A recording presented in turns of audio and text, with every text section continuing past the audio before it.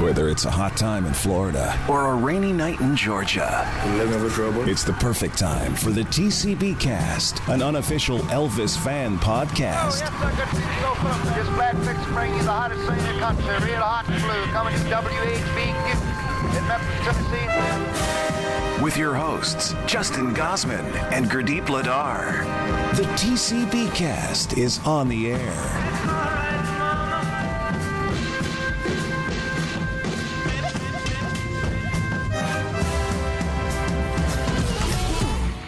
Welcome to TCBcast, an unofficial Elvis Presley fan podcast. I'm Justin Gosman. I'm Gurdip Ladar. Gurdip, how are you doing this fine Easter morning? I'm doing good. I don't know why I'm up so early. I should be sleeping. Well, the reason why we're up is that we just recorded the majority of Tuesday's episode. So we just sat down for an interview with Roy Hamilton Jr. It went extremely well. Hopefully folks will get a chance to listen to that and enjoy that.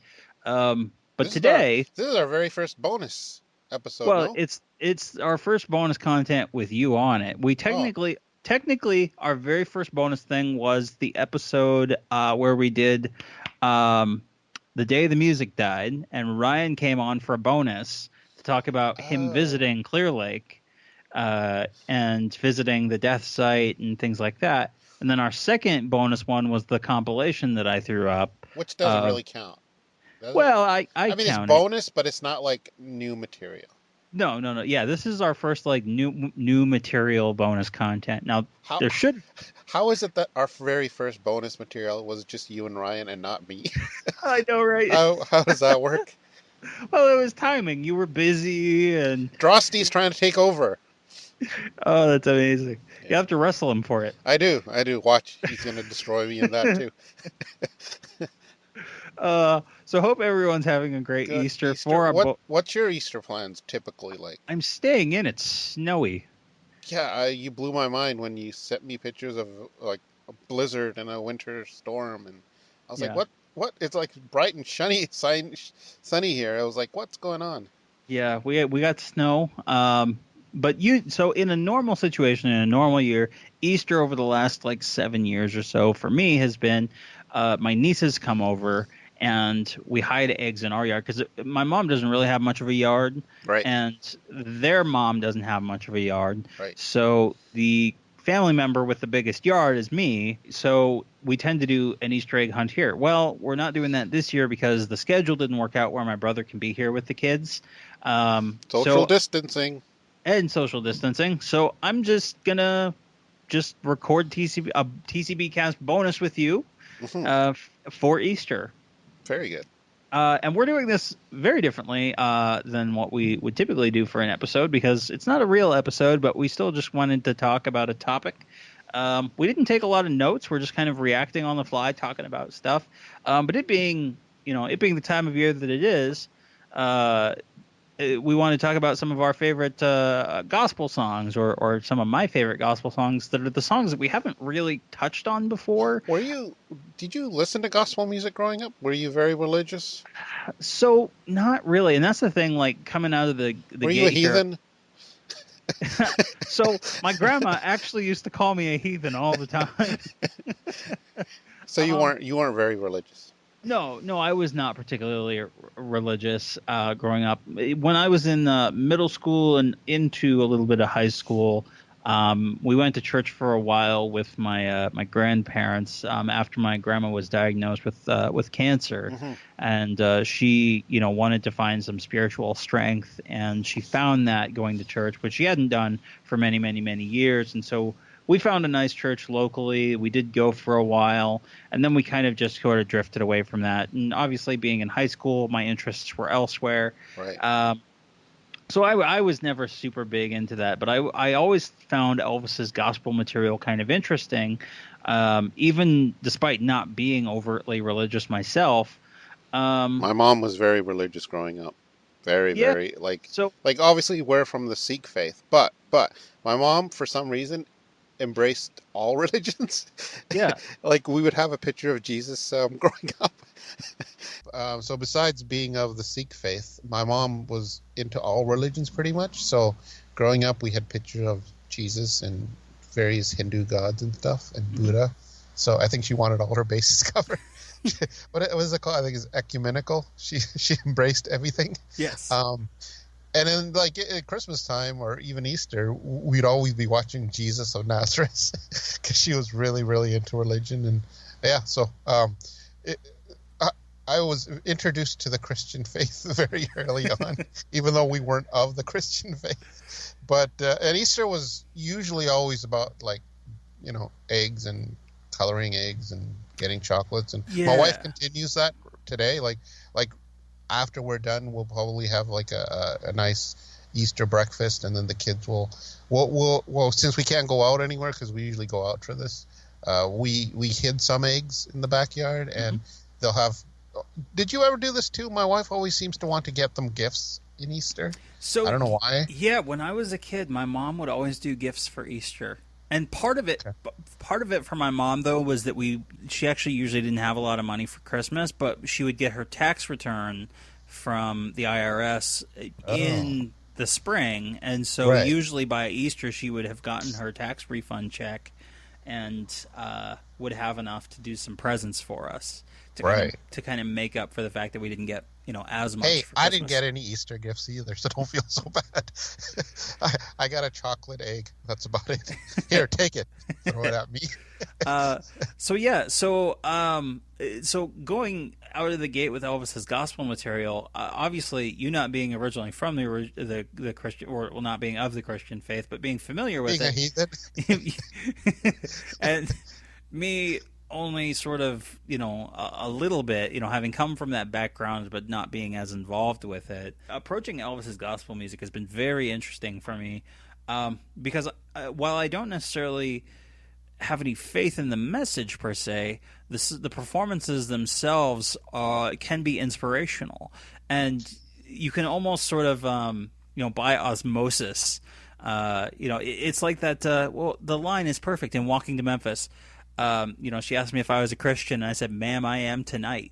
And that's all that matters. It's like, in the moment, are you, do you believe and do you care? To me, it's less about the message, just the way he sings it. Some of the songs, the way they sound, that's what attracts me. Like, a good song is a good song, no matter what the content is about. Maybe, unless, of course, they're singing about, like, Nazism. Maybe that would be the exception.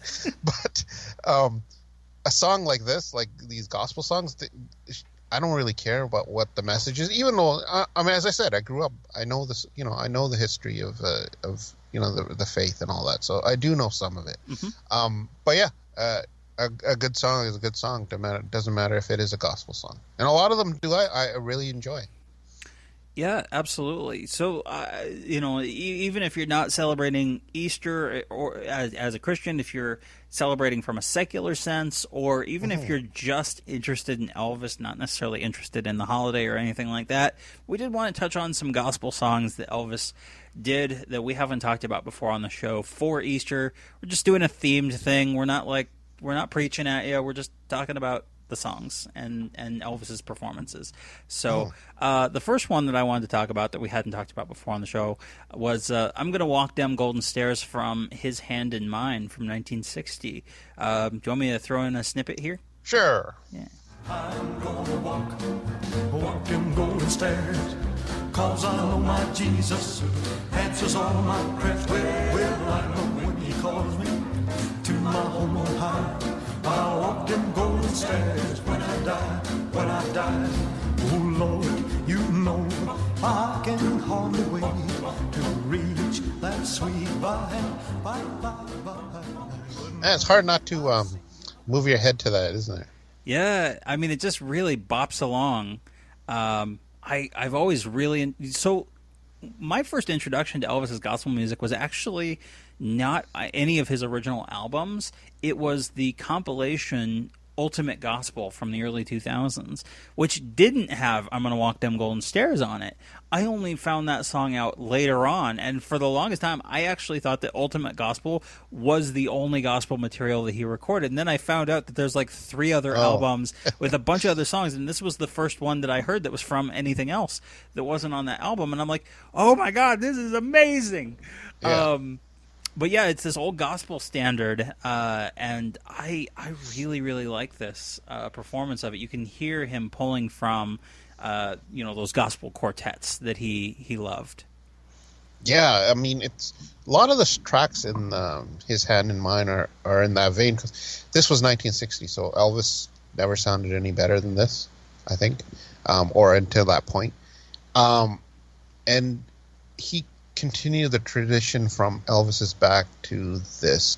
Just a lot of these songs are great. Just they're bouncy. He sounds great. The backup band is great. It's really hard to find one song in that album that's really bad. Yeah. At all. Well, and what's interesting too is that we don't think of it now because a lot of these albums are 50, 60 years old at this point. But when you think about them from the time that they came out, the difference between Elvis having listened to a lot of these songs on like these crackly old 78s that you can still find transfers of them when you go on Spotify and you listen to stuff like the Golden Gate Quartet or some of the early stuff from like the Stamps or whatever. It has a different sound, and Elvis's is so polished that by comparison it sounds much more contemporary, even to 1960, than it did to the originals. What was that compilation that came out of Elvis's gospel stuff in the 90s? I think that's the one I had. That's where I first... Was it Peace in the Valley? It was Peace in the Valley, the complete gospel recordings. Yeah. Which was not, as we found out, was not actually complete. Yeah, but up until that point, you're like, "Oh, this is it." Yeah, this is everything. Now, obviously, there were home recordings and stuff like that. More that has surfaced over the years. But yeah, that was a really good release as well. I don't have a copy of that, but I remember looking at the track list at the time and kind of piecing together do you do this? I'm curious. Every once in a while, for compilations that I don't have, sometimes I'll just pull the songs in and put them in that order to just hear what that would have sounded like. No, I don't do that. Because to me, it's sort of an interesting experiment in, does sequencing matter for an album? And I think it does, and I think as we've talked about albums like, back in Memphis, our last episode, I think sequencing on an album is very important. For me, there are certain songs, like even on 30 number one hits and Second to None, I listen to those so many times that oftentimes I still listen to Elvis's hits and expect the next song from 30 number one hits to play, even if I'm just listening to it in my car. But what's weird? That's your reference point, the 30 number one hits and the Second to None. But for back in the 80s, there was that top 10 hits. Yeah. And then there was the number one hits. Those two albums were the ones I always went to because it had this nice collection of songs. I don't know. Do you remember? Did you ever see those? From the 80s? I'm sure that I've seen them. I don't believe I've heard them. Okay. It was essentially Elvis's top 10 hits from Billboards. I think there was like 30. I can't remember exactly. Could be. Something like that. But yeah. The next gospel song I wanted to talk about was I Believe in the Man in the Sky. Do you? The steps that lead to any church form a stairway to a star. They're part of God and should be trod more often than they are. So before we go further and hear Elvis's vocals on that, it's pretty bold to have the first 30 seconds just be, not Elvis on an Elvis recording. Goes to show the love of gospel music that he had, and that he loved that sound of the vocal groups, which continued all the way through the 70s. Like that, you watch On Tour and you see him, standing around the piano singing, what was he doing? You Better Run was one of them. And then I think Lead Me, Guide Me, which is one we're going to talk about later. It's another one. Yeah, well, if you listen to Peace in the Valley, the Jordanaires sing quite a bit in that alone as well, with Elvis piping in. So he was already starting to do that. In the 50s, when it comes to gospel, he didn't necessarily have to take the lead. True. Well, let's hear a little more. And the man in the sky. The man in the sky.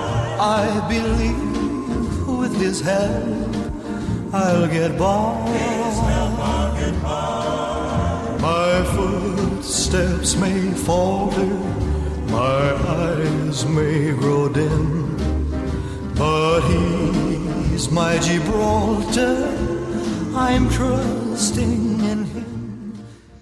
See, now, if you just ignore the lyrics, this could be a typical Elvis song, couldn't it? Yeah, you know what I love is that he's almost up in his falsetto range a little bit. Right. Like he's singing it very high, which, was not a thing that he did as much kind of post, 62. He'd go up and down, too, sometimes. Yeah, but he would not stay there, and that's the thing to me that I think is most interesting about this song.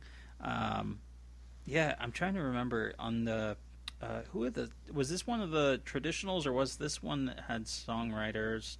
I believe in The Man in the Sky, Richard Howard. I'm not familiar with the name. Maybe I'll have to pick this as my song of the week one of the weeks. I really like this. Unless I get to it first. Ah. I'll thumb wrestle you for it.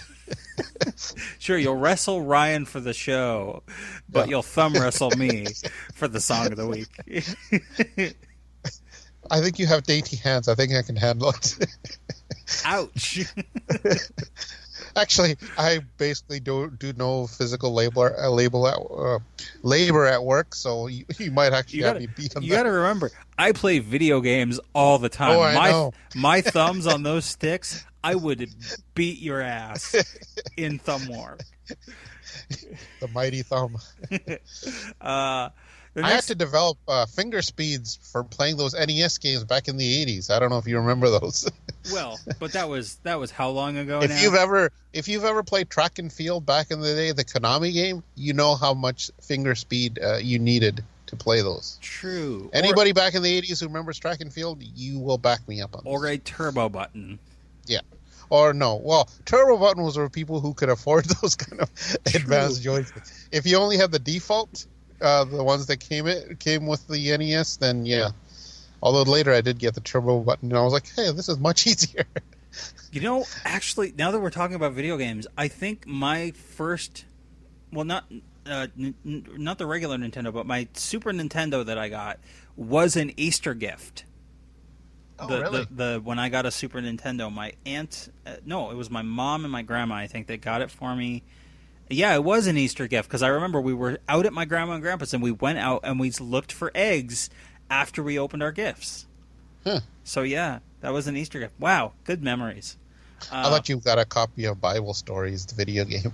I think that was a Simpsons reference where they offered that to the kids who missed out on whatever the popular game was. Oh, Bible studies. So the next song that I wanted to talk about was "Where Could I Go But to the Lord." Oh, we know this. We do. Hardly a comfort can afford,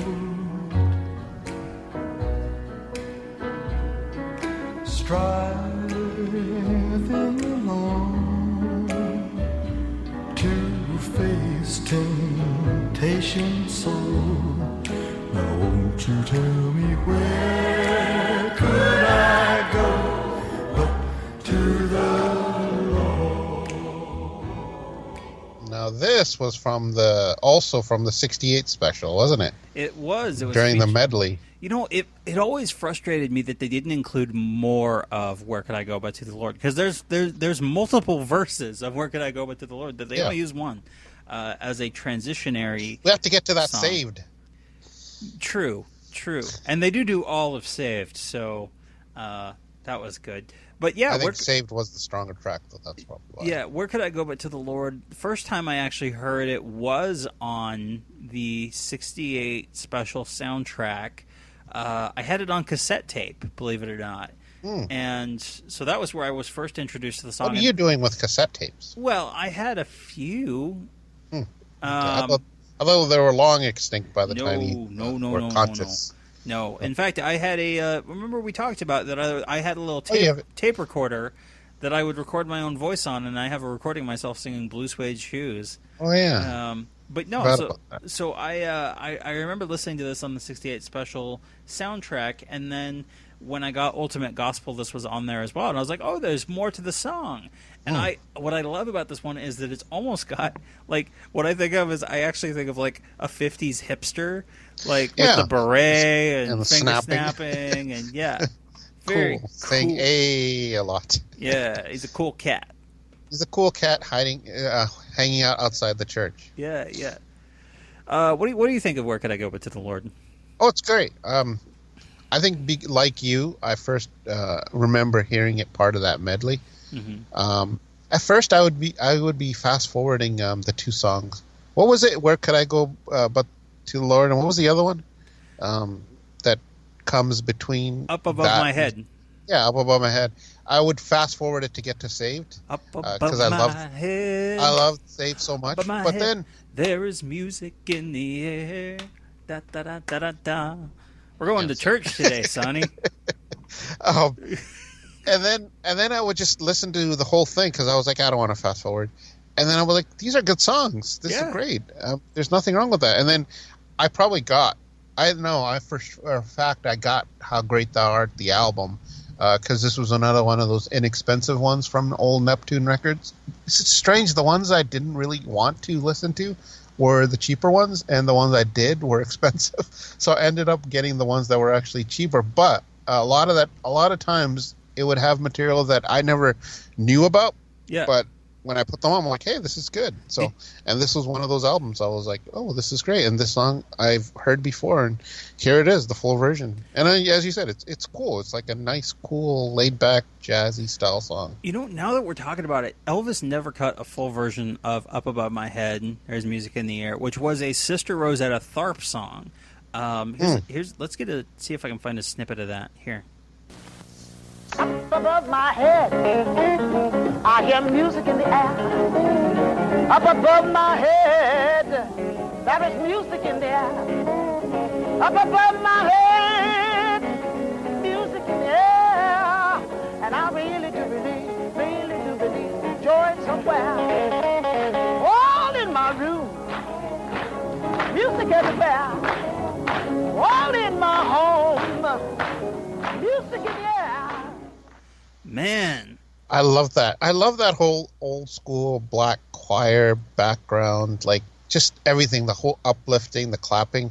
That's my jam right there. And that is straight rock and roll. I mean, Sister Rosetta Tharpe is, even within that, you can hear the influence that she had on Elvis as a rock and roll performer. I mean, she was so charismatic, and we need to do an episode on Sister Rosetta Tharpe and her influence on Elvis. But Elvis was obviously influenced by the regular type of, like, the white Christian vocalists, the church singers. But when you listen to the black church style, he really got a lot from that as well. Mm-hmm, mm-hmm. And he would apparently sneak into black churches just to hear the reverends preaching. He was, in fact, he talks about that. There's an article in Jet magazine where they were actually debunking the rumor that Elvis had made a comment that was derogatory. But he actually was talking about his influence in, of gospel music and him going down to, what was the name of the church? It was in Memphis. Not the First Assembly? Or there's a different one? No. It was, I don't remember. I'll find it. But let's go ahead and listen to another song that you might have heard from, walking by a church in the South in the 50s.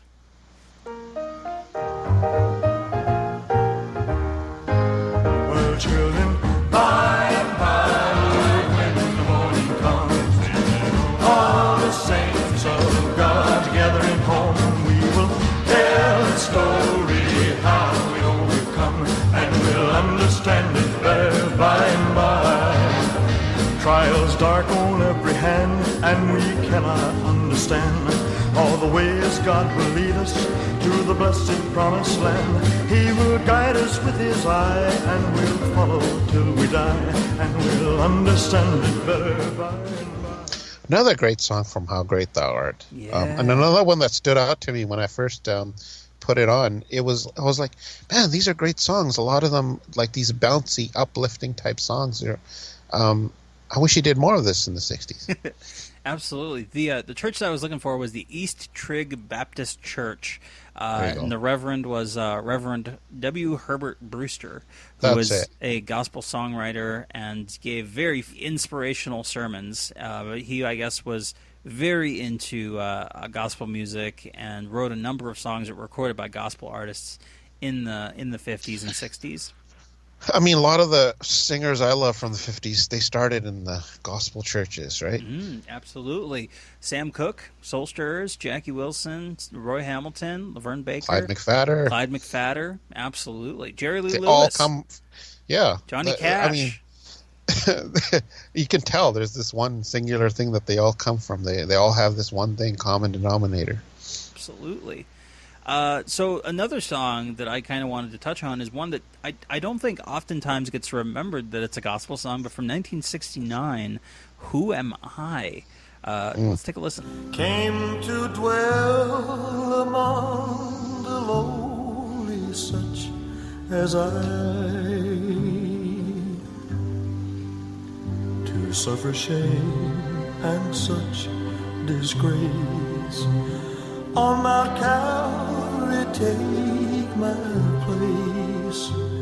Then I ask myself this question, who am I? Really nice. Now, where did this come out first? Oh boy, that's a really good question. I don't know, because I checked Spotify, and this is on the expanded version of Let's Be Friends, but it's not on the original. Was this on You'll Never Walk Alone?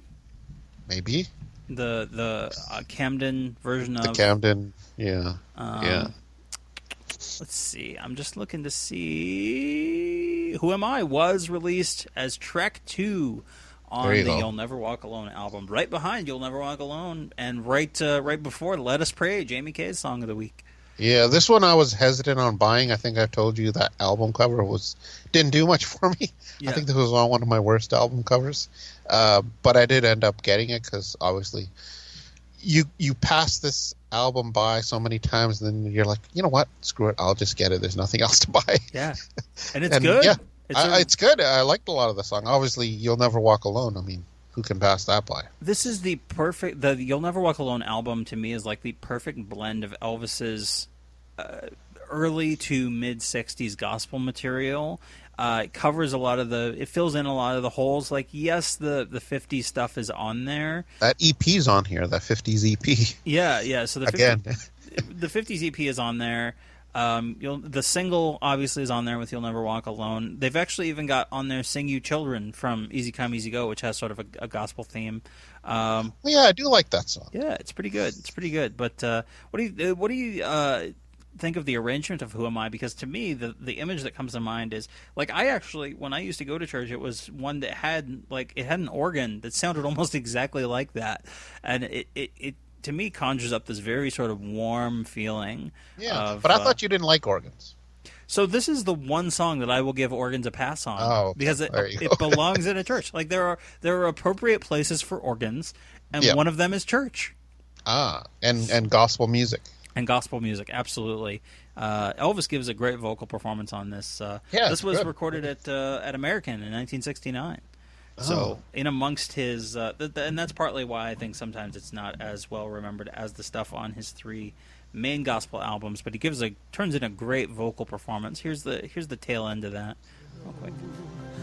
Why he ever loved me so, that to an old rugged cross he'd go, for who am I? That to an old rugged cross he'd go, for who am I?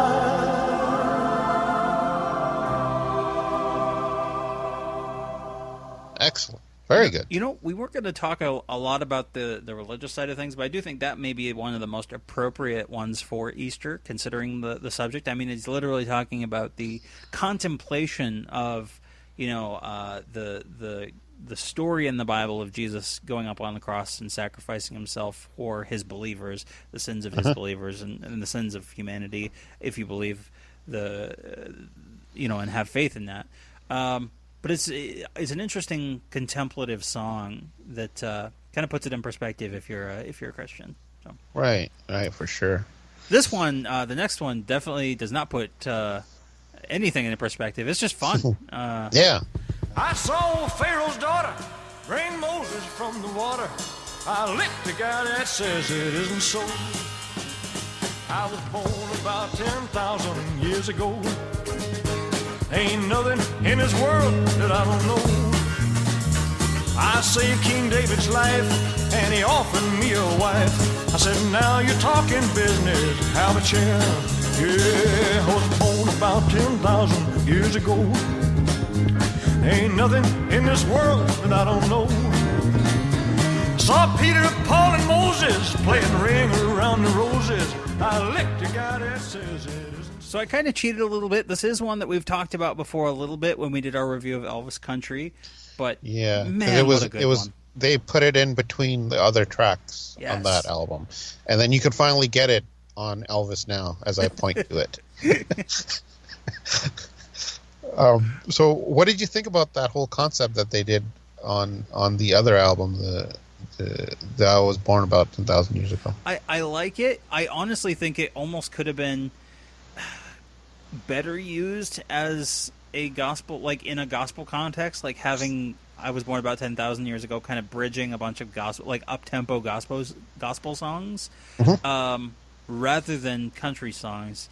But it works well enough on the country album. Right. But I really like just getting down and sitting to listen, because essentially the song was just a jam session, and you get to hear Elvis. And what I love about this song is that it's almost like a biblical Forrest Gump. Like he's going through and running into all these great biblical figures from over the centuries. It's like Bill and Ted. Oh, totally. Yeah. You get shades of time traveling in there. Maybe this song's about Doc Brown. Maybe. Man, Bill and Ted. I need to rewatch Bogus Journey. I haven't watched that in forever. That's the one where they go to hell and they go to heaven. Apparently a sequel's coming too. Yes. So. Yeah, I'm really excited for that one. Or who knows when that's coming. Yeah. So the next one that I wanted to talk about was also another one that I don't think is as often remembered as an Elvis gospel song, because it came out not on one of his gospel albums. It came out on Love Letters from Elvis, which, you know, right? Why? But Only Believe.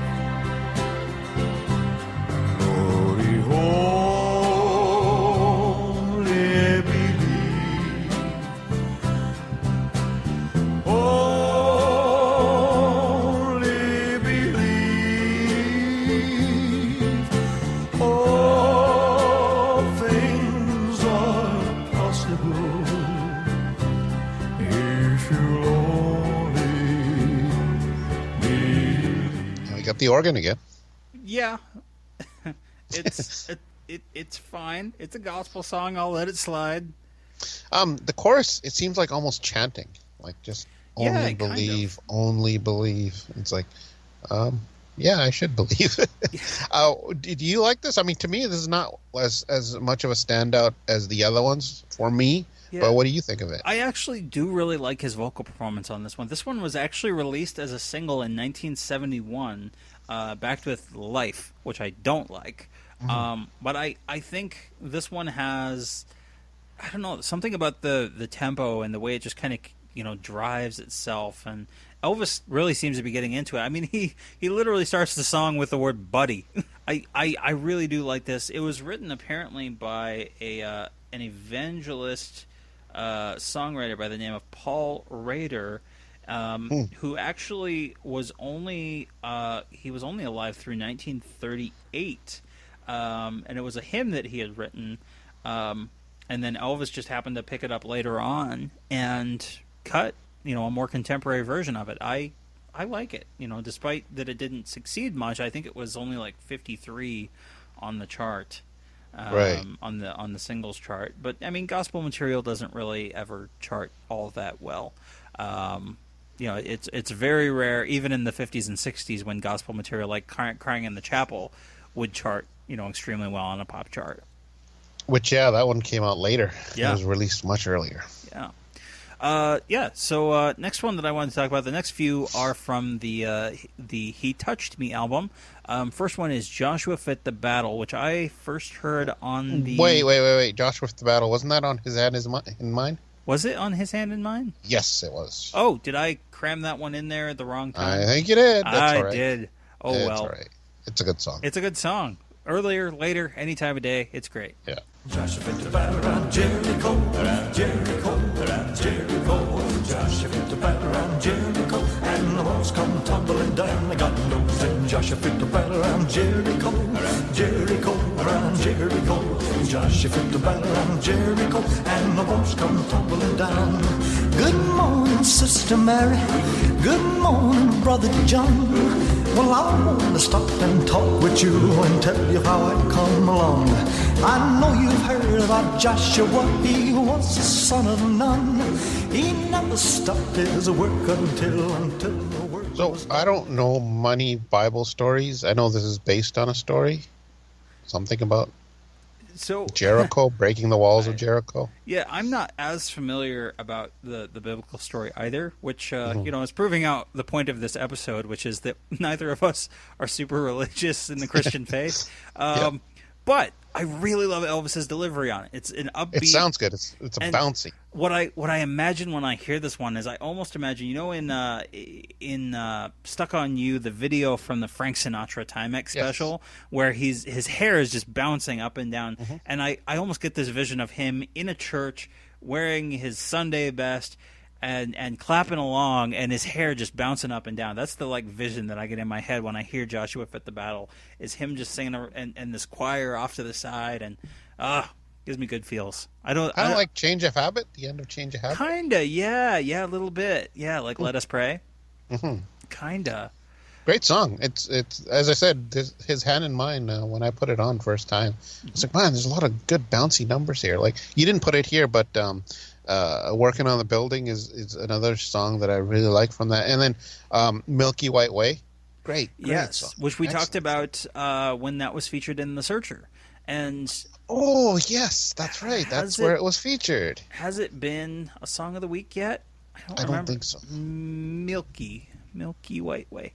I don't think it's. It has not. You might have to. I don't think a lot of gospel songs have been chosen. I know I chose Where No One Stands Alone, but besides that, I can't think of any others. This is what you get when we're doing bonus content, folks. We're not as well prepared. We don't have. We just ramble. So, bear with us. But yeah, I really, really have always liked, since I heard it on Ultimate Gospel, Joshua Fit the Battle, because it just has that it feels like an Elvis song, it despite it being this gospel standard, and one that you can imagine him doing with quartets and stuff like that. This is the one where I could actually imagine him singing it on stage. I mean, this plays into that doo-wop genre too. It has bit. That feel. A little bit, yeah. A lot of when you get back and forth between the main singer and the background singers, that's what I really, really love. So the last two that I wanted to talk about are from the He Touched Me album. The first one is Lead Me, Guide Me. Lead me, oh Lord, won't you lead me? I am tired and I need thy strength and power to guide me over my darkest hour. Lord, just open mine eyes that I may see. Lead me, oh Lord, won't you lead me? Man, vocally, so good. Really good. We always talk about Elvis during this period, maybe in 72, 73, where vocally he doesn't seem with it. He doesn't seem into it. But here you get none of that, do you? Yeah, he is totally 110% present at this. Yeah. I mean, you can hear how much he enjoys singing the material and how much he believes in it. And that, I think, is the strength of a lot of his 70s material when he felt it. Even on his ballad stuff, especially like those kind of heart-wrenching breakup songs in like 73. Whatever you feel about the songs or the arrangements themselves, he believed in them, and you can hear that, and he felt it.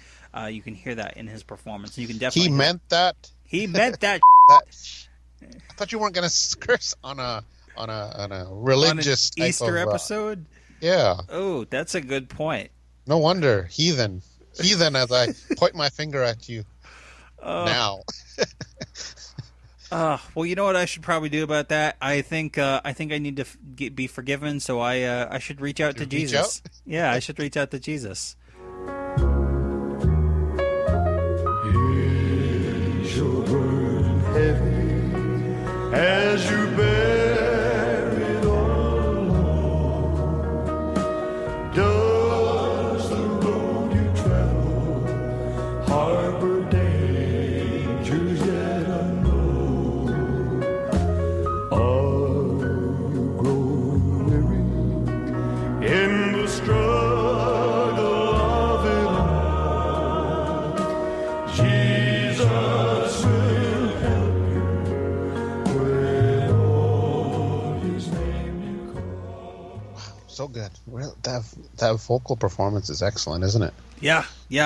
And this was, like we mentioned, this was from the He Touched Me album, where I did first hear this. Again, like most of these, came off the Ultimate Gospel. But this is one that has always stuck out to me way more than a lot. Like going back and finding He Touched Me and listening to that whole album, I actually don't feel as strongly about that as I do about a lot of his his earlier gospel material from the 60s. Oh, really? I mean, it's a good, there is good outstanding tracks on that.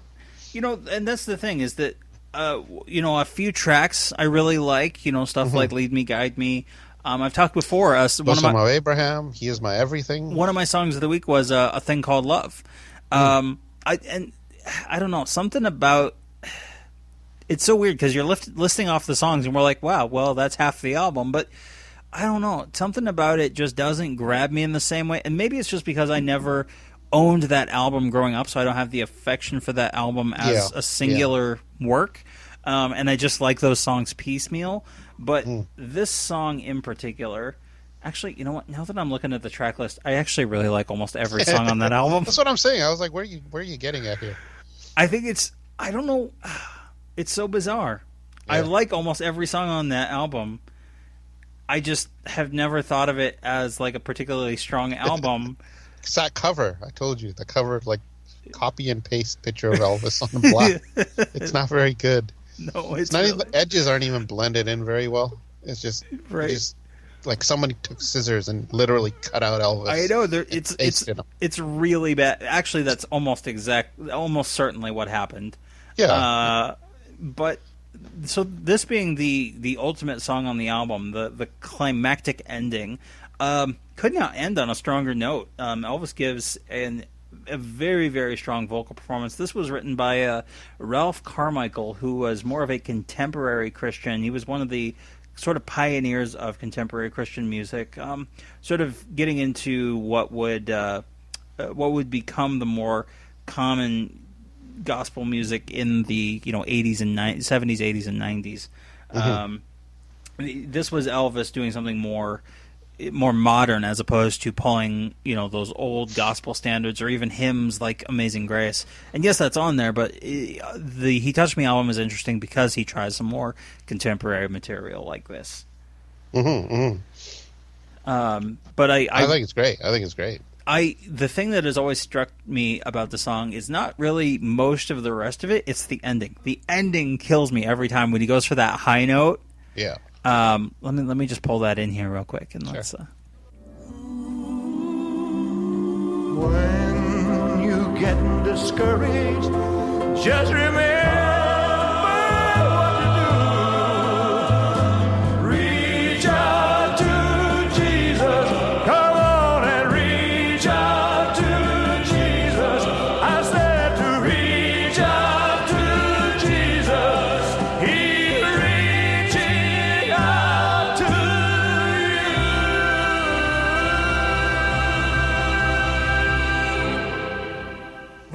Goosebumps. Excellent. Goosebumps. Excellent. Yeah. And remember, this is what he won Grammys for. Yeah. This material. Yeah. I mean, definitely. I take what I said back. This is one of his best albums. Yes, as I smack you across the face. What are you talking about?